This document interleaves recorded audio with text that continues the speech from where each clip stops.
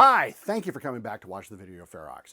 This is Idiots Drive the Boat month. So 4 films picked by the co-reviewers. Tony has to come along for the ride. So that's myself, Ian, Brad, and Ashley, and my wife Teresa have picked 4 films. Tony has to watch them whether he likes them or not. And the first film is Trilogy of Terror. This is my pick. It is a film from 1975, made-for-television horror film starring Karen Black. Here is the trailer. Do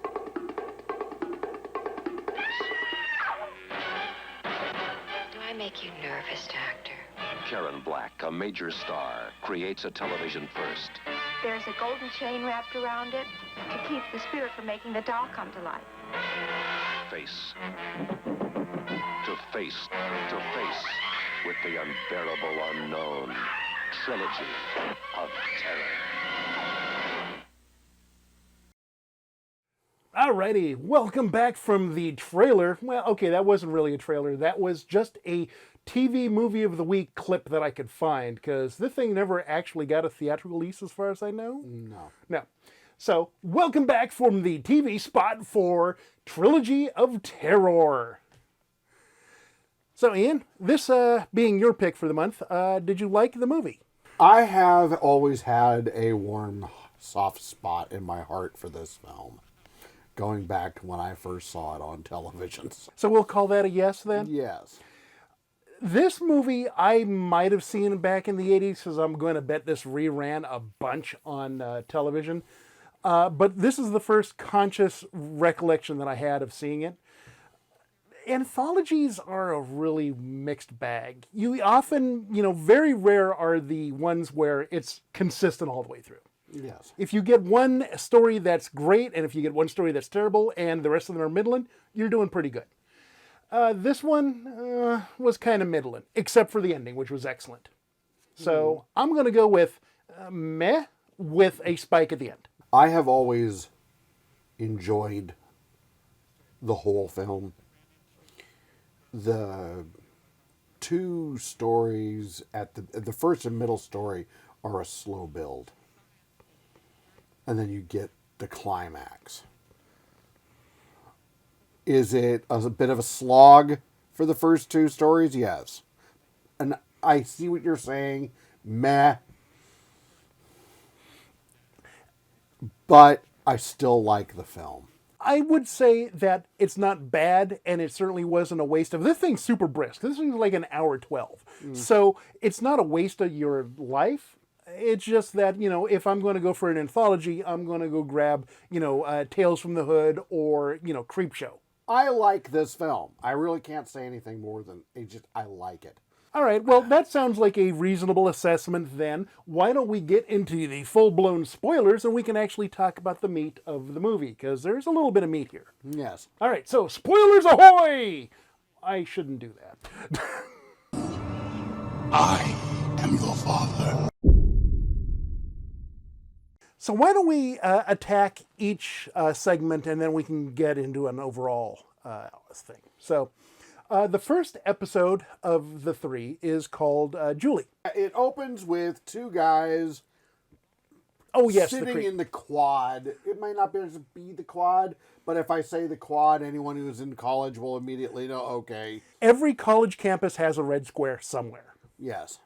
And they are babe watching. And you could tell instantly right out of the gate that one of them is a complete sleazeball, because he's like, boy, there's a bunch of dogs this year, as, reasonably attractive women are walking past. But straight away, he's objectifying him, therefore he's a piece of shit. And, of course, you get Julie. You don't know it's Julie yet, but Julie walks past. And, of course, one of them is like, case in point. And if we're being fair, Karen Black is a pretty decent-looking actress. Yes, she is, even when she's dressed like a school marm.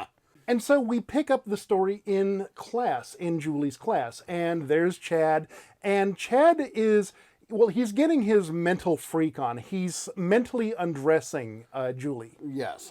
And there's a couple of shots where he's imagining her lying in bed and he's like looking close up on her thigh, which I thought was interesting that they got that past standards and practices. I would have thought that'd be verboten in 1975. Well, primetime television hadn't started yet.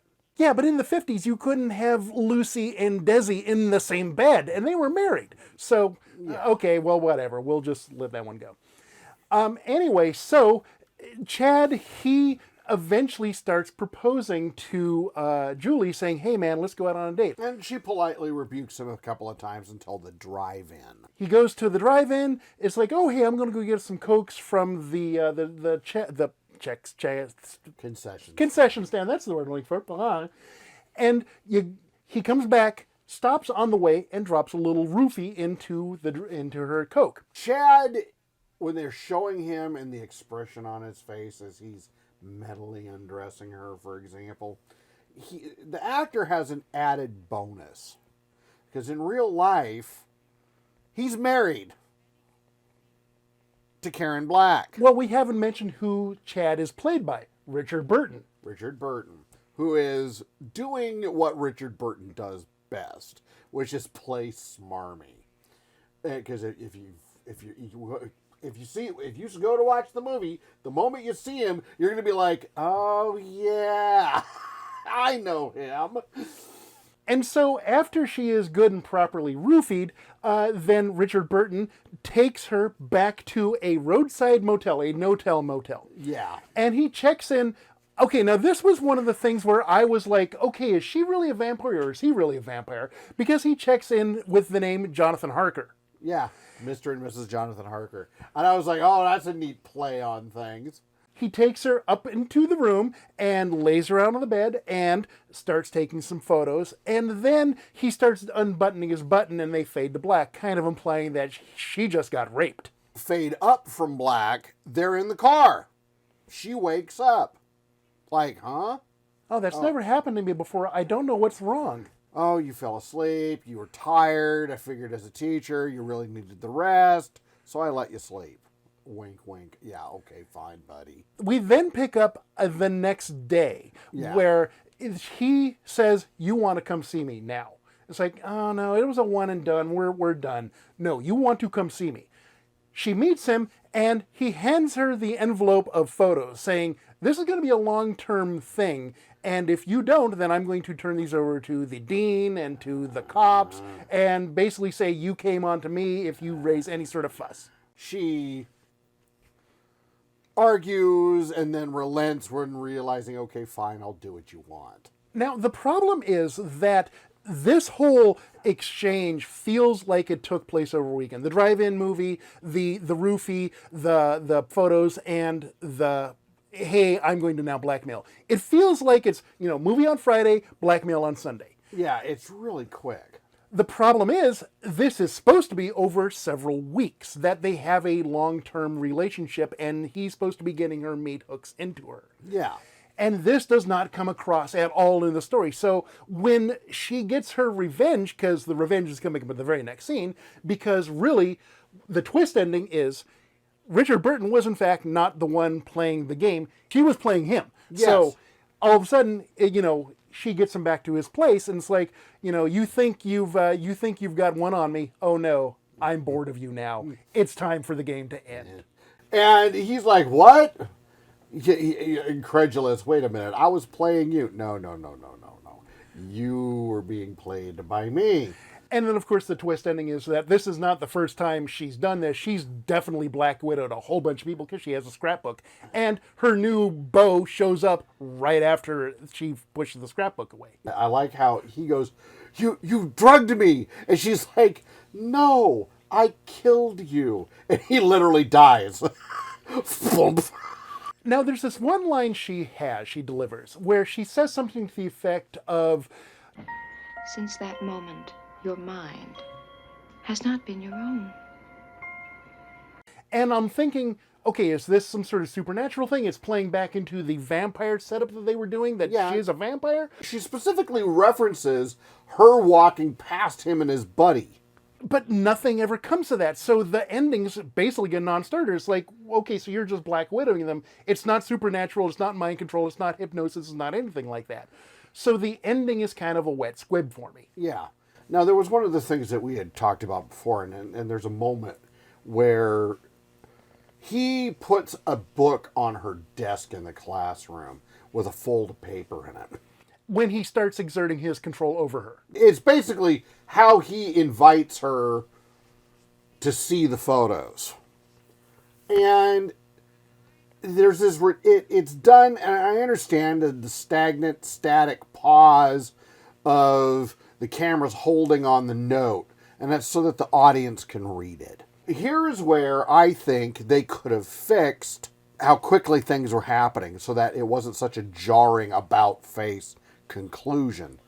Is here they could have done a close-up of her reading the note and going, oh, really? You, oh, I gotta react appropriately. Okay, so your final assessment on this one segment. Thumbs up, thumbs down, meh. It's a meh. And of course, I preceded this with telling people how I think they could have fixed the meh. I'm going to go meh on this one too. Intriguing, has some good ideas, doesn't necessarily stick the landing. It's a sound concept. It's poorly delivered. There you go. All right, so segment 2 is Millicent and Therese. And this one is probably the weakest of the 3 segments. Even so much so that Richard Matheson, when he delivered the story, he said, the story was like a 2-page story. I don't know how they turned this into a half-an-hour treatment. Yeah. Where you have Millicent, Millie, and she is this spinster, basically, and she's very prim and proper and very, a 1920s, black with the waist oily and stuff. And her hair is drawn up into a severe bun, but it's done sloppily because some of her hair is... So she's starting to fray around the edges a little bit. And she's complaining to her doctor, psychologist, I think, and she's saying, well, I've got my twin sister, and she's this absolute, well, she doesn't say bitch, but it's essentially, she's an absolute bitch. She's into Satanism, she's into pornography, she's into the occult, she's into voodoo, and all this crazy shit, and I think she is a bad person. They try to give some background as to why Millicent and Therese have a problem with one another, but it's done too vague. And then we get a couple of segments of Therese on the other side, and she's this absolute vixen, wild child. And she's coming onto the dock. She's all like, oh, hey, sultry motherfucker.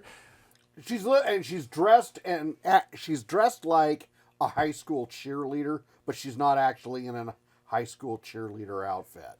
And so the twist ending is it's a split personality, and Therese and Millicent are the same person, and so Millicent, in her efforts to take care of Therese, stabs this little voodoo doll, but it really turns out she's killed herself and she dies. Now, one of the things that's interspersed in here is we have Millicent writing in a diary about how Teresa is the bad person, and literally says, I want to kill her at one point. So it's like, okay, there's a bit of an attempt at a misdirect. But the problem is that if you look at this story with any sort of critical eye, or even hell, just kind of half-ass paying attention, you can see the twist ending coming from a billion miles away. Telegraphed at you, hardcore. You never see them in the same spot. They're obviously the same person. I mean, well, okay, they're played both by Karen Black. And Therese has this absolute atrocious wig on. So the problem is that with this segment, when you don't have the twist ending because you see the twist ending coming, there's nothing left in the story that it offers to you. So it's absolutely nothing. There's other movies where you've had one actor playing two roles, and they misdirect you by having the person hold a conversation with the other one, and you hear the other one's voice because the split personality is hearing the voice in their head, but not speaking out loud. So you hear the dialogue that the person's hearing. Well, I mean, hell, let's go to Psycho and Psycho 2. They do this whole, I'm going to have a conversation with somebody who doesn't exist, way better. Yeah. It can be done. It can be done. And I think one of the instances, and it's one of those, it's from way back at the beginning, It's that one where the guy is the retarded landscaper. Oh, right, the eyes one. Oh shit, it was one of the nasties, and I can't remember. It's one of it. the very nasties. His split personality. His brother is the suave man about town. 3-piece suit, looking kind of John Travolta. They have a bit where they have a conversation with one another, and you only see the one while you hear the other one's voice. And I'm like, oh God, they could have done that. They could have done that. So, your opinion: thumbs up, thumbs down, meh. I'm going to say thumbs down. Part of it has to do with, and if anybody goes to watch this film, they should immediately recognize the actor playing the psychiatrist, the therapist. He's the guy from Police Academy. He's the commandant. And if you know him from that, you can't watch him in this because you're like expecting the behavior. It's just like he's too yeah. It's like watching Forbidden Planet and Leslie Nielsen shows up and all of a sudden you expect him to start throwing out "Don't Call Me Shirley." Yeah. Same thing. The unfortunate element of subconscious stereotyping, typecasting. Once you see somebody in a role, you can't see him in any other way. So. All right. And then the third segment is the one that everybody is going to remember, the one that made it to the cover of the DVD, and the one that, everybody's like, oh shit, that one's scary. And the winner of the bunch, the one with the Zuni doll. Yeah. And this one, I think the movie didn't get released in the United States first. It got released on Brazilian television or something like that. Oh, and they had to cut this segment. They reacted by the entire third segment has to go. So they had to retitle it Two Horror Stories. Literally, that's what they called it. I was like, really? Neither of those stories are horror. Give me a break. And so the vague premise of it is essentially an episode of like Chucky, where Karen Black, she comes home and she has this conversation with like her mother over the phone. And her mother is this absolute domineering, stone cold bitch of a mother. So you don't hear what is being said on the other end. You only hear the responses given by Karen Black. Now, in this segment, originally written, didn't really convey it in a manner that presented the mother as being that controlling or that manipulative or that bad of a person. So Karen Black literally rewrote that entire monologue. She says, no, let me handle this. And she rewrote it, and really, once she gets into the performance of the anxiety and the frustration and of talking to someone who is a manipulative bitch. It's weird that she had to do that because Richard Matheson is a good writer. He realized out of all the segments, because he only wrote the stories for these and then handed the stories off to somebody else to screenwrite. He realized this one's going to be the winner, so he held this one back for himself and actually did the screenwriting himself. And Richard Matheson, he did a whole bunch of Twilight Zone, and I mean like the good stuff, like the Terror at 20,000 Feet, the one with William Shatner on the plane. He did the one with Agnes Moorehead as the farm wife, where the aliens show up and she's this mute, and then she has this in one person play the whole thing long. He did I Am Legend. He did The Incredible Shrinking Man. He has done a whole bunch of cornerstones of science fiction and horror. Now, as a counterpoint, the first two segments, the screenplays for these two, William F. Nolan, the guy who wrote the original novel that Logan's Run, Yeah, the whole series of that. The whole series. Yeah. It's like, huh? How could, what? So with this pedigree, because Karen Black is also not a stranger to schlock and exploitation. She did a bunch of stuff with Charlie Band and like other of that ilk. Yeah, here's another one of the pedigree things when it comes to the film. It's directed by the guy who did Dark Shadows. And if you don't know what Dark Shadows is, get the fuck off my channel and never come back, because that shit is absolutely a seminal project of horror. So we see it behind the production team, a bunch of people from the screenwriters, the story writers, the director, You have a solid core people who know how to do horror. So why are the first two segments so flat?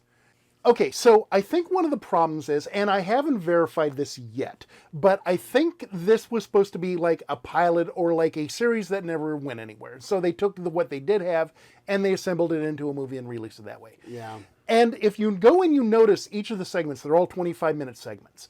And so if they had, that meant that they were locked into the television format. We have to have 25 minutes plus commercials to have a half hour. If they weren't locked into this construct, if they were able to take some of the padding from the middle segment, which really only needed 2 pages of story, and taken some of that runtime and dropped it into the first one where they could have expanded and taken it and fleshed it out and give them story time to breathe, both stories would have been served way better. Yeah. The third one is the best of the bunch, and it has a couple of lacking points. Even if Karen Black nails it, she's the only one in it, other than the puppet. There's no other dialogue from any other actor. She's the only one. She monologue on the phone 3 times. One with her mother that pisses her off to the point where she breaks off going on the date with her boyfriend. So she calls the boyfriend and breaks that off. Then we have the mayhem. Now, one of the things, so the Zuni doll is supposed to, she's reading this scroll that came with it to her mom over the phone about how there's supposed to be a Zuni warrior spirit is trapped in the doll. And if you take the chain off, then the spirit gets out and starts killing people. Now, I think that could have been done a little bit different because if it had more time. Why didn't we see her at the curiosity shop or whatever it was where she bought it? And the guy there is like, look. You can have your Gremlins moment where the old Chinese dude says, you know, be careful with this. This is kind of dangerous. No, I'm okay. Great, give me the doll. Yeah, be sure the gold chain never comes off. You know, don't feed him after midnight. Don't get him wet. Maybe it was a budget thing. I mean, they only had enough money for one set and one actor, so we're going to do that. Yeah. And based on what we see of that, it's a real apartment. That's not a soundstage. This movie strikes me as being kind of on the cheap, which is weird, and not necessarily a condemnation of like made-for-TV movies, because made-for-TV movies can be excellent. Yeah. Sometimes you get Killdozer, sometimes you get Duel. It's like the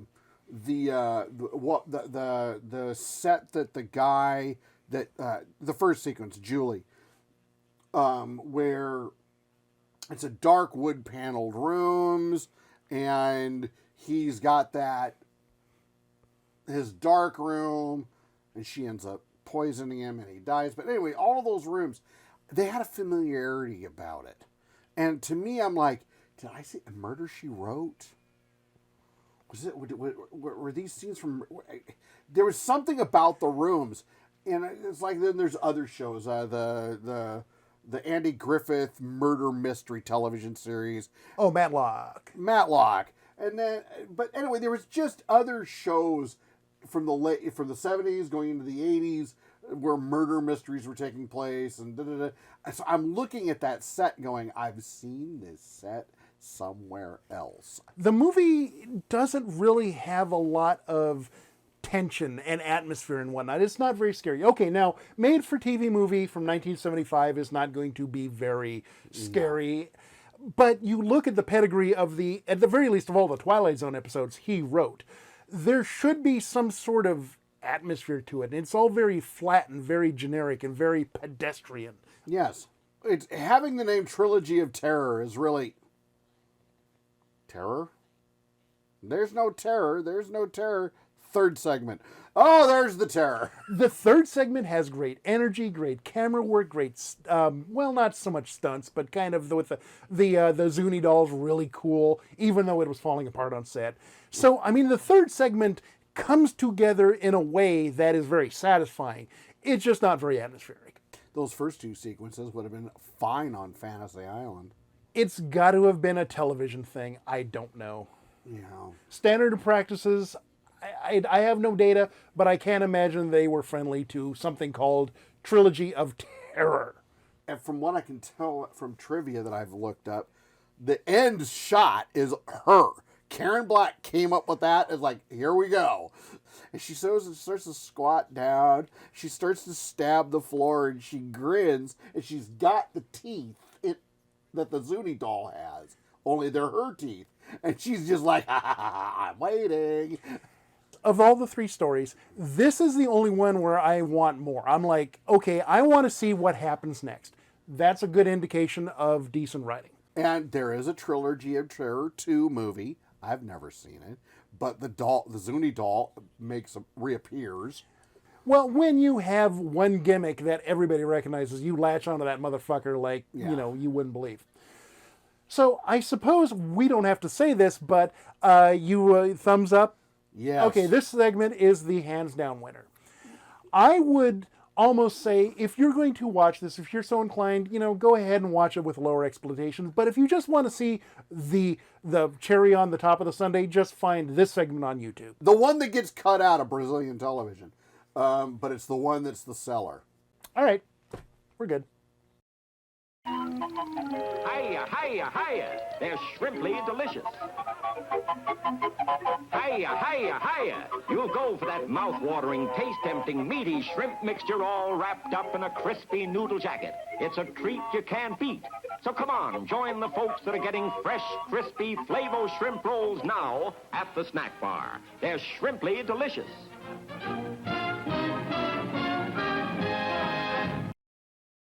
Hey, thank you for watching the Video Nasty Project.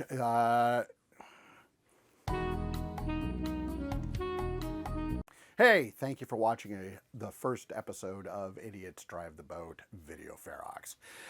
Next week, we're going to be seeing Ashley's pick, which is Laser Blast. You're going to love that movie. Anyway, if you have anything you want to say, any questions, comments, whatever, please send us an email at thevideonastyproject@gmail.com. And as per usual, you're going to stay evil, aren't you?